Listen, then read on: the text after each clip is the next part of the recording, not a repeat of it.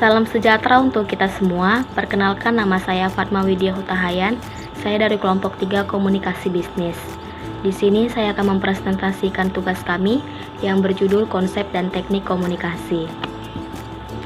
Sebelumnya saya akan memperkenalkan nama kelompok kami, yaitu Christine Tracy Olivia, Cipta Lestari Lumban Tobing, Fatma Widya Hutahayan, Cindy Karnelia Siburian. Mari kita lihat pengertian dari konsep komunikasi dan teknik komunikasi.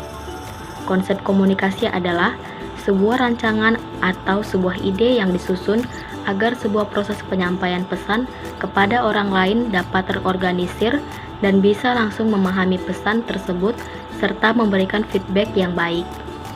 Sedangkan teknik komunikasi adalah suatu cara yang digunakan dalam menyampaikan informasi dari komunikator ke komunikan dengan media tertentu.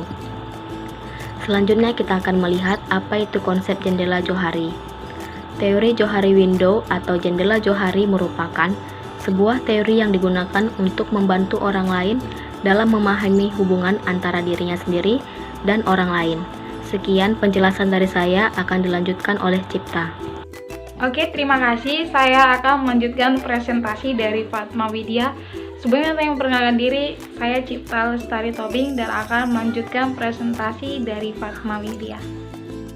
Gaya interpersonal dalam komunikasi. Gaya interpersonal dikemukakan oleh Karen D. Godet sebagai berikut, yaitu gaya behavior, gaya kognitif, gaya interpersonal, dan gaya afektif.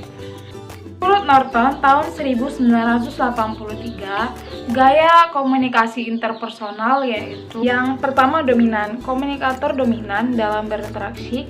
Biasanya orang seperti ini ingin menguasai pembicaraan dan tidak suka bila pembicaraannya dipotong. Yang kedua open. Komunikator bersikap terbuka, ramah tamah, dan tidak ada rahasia sehingga timbul rasa percaya diri dan terbentuk komunikasi dua arah. Yang ketiga dramatik. Dalam berkomunikasi, dramatik cenderung berlebihan karena menggunakan hal-hal yang mengandung kiasan, cerita, fantasi, dan permainan suara. Yang keempat argumentatif. Komunikator cenderung suka berargumen dan agresif dalam berkomunikasi. Yang kelima relaxed. Komunikator cenderung tenang, senang, dan menyenangkan. Yang keenam animated expressive. Berkomunikator ini cenderung menggunakan bahasa nonverbal dan memberikan warna dalam berkomunikasi seperti kontak mata, gestur, dan gerak badan. Yang ketujuh friendly. Komunikator bersikap positif dan selalu mendukung orang lain. Yang kedelapan antetif. Berkomunikator berinteraksi dengan orang lain dengan menjadi pendengar yang aktif, empati, dan sensitif. Sekian dari penjelasan saya. Selanjutnya akan dipresentasikan oleh teman saya, yaitu Christine Tracy Olivia. Baiklah, saya Christine Tracy Olivia akan melanjutkan presentasi dari Cipta. Di sini saya akan membahas tentang bentuk pesan dalam situasi komunikasi interpersonal. Di sini ada 4 bentuk, yaitu yang pertama private communication, team communication, network communication, dan leadership communication. Private communication adalah komunikasi tatap muka yang melibatkan beberapa individu yang terbatas tentang masalah pekerjaan. Yang kedua, team communication adalah komunikasi antara anggota tim yang harus dibagi secara efektif dan aktif untuk setiap anggota tim. Sifatnya banyak ke banyak. Yang ketiga, network communication adalah komunikasi yang membuat orang mampu untuk menghubungi, berkomunikasi, dan mengembangkan hubungan kerja dengan orang yang tidak ia kenal sebelumnya, namun memiliki tujuan dan minat yang sama. Yang keempat, leadership communication adalah pesan yang dikembangkan oleh para eksekutif organisasi, manajer, dan pemimpin organisasi lainnya untuk semua karyawan yang relevan dengan pesan yang disampaikan. Yang selanjutnya, analisis transaksional. Analisis transaksional atau AT adalah salah satu pendekatan psikoterapi yang menekankan pada hubungan interaksional. Transaksional maksudnya ialah hubungan komunikasi antara seseorang dengan orang lain.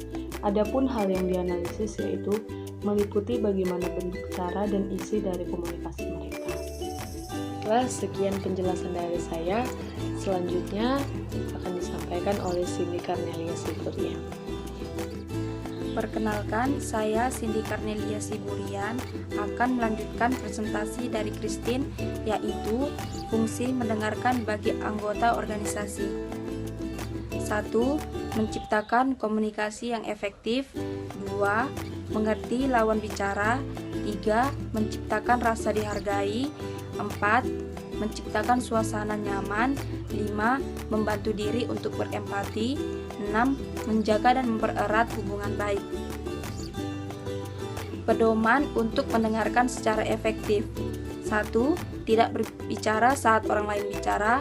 2. Membuat pembicara tahu bahwa kita sedang mendengarkan melalui ekspresi wajah dan suara-suara verbal seperti ya, atau semacamnya.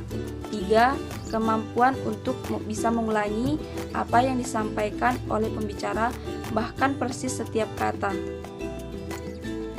Menurut Bill Gates, meyakini bahwa setiap hal yang meningkatkan komunikasi memiliki efek yang amat besar dalam hal bagaimana orang dapat belajar satu sama lainnya dan bagaimana mereka dapat mencapai kebebasan yang mereka inginkan.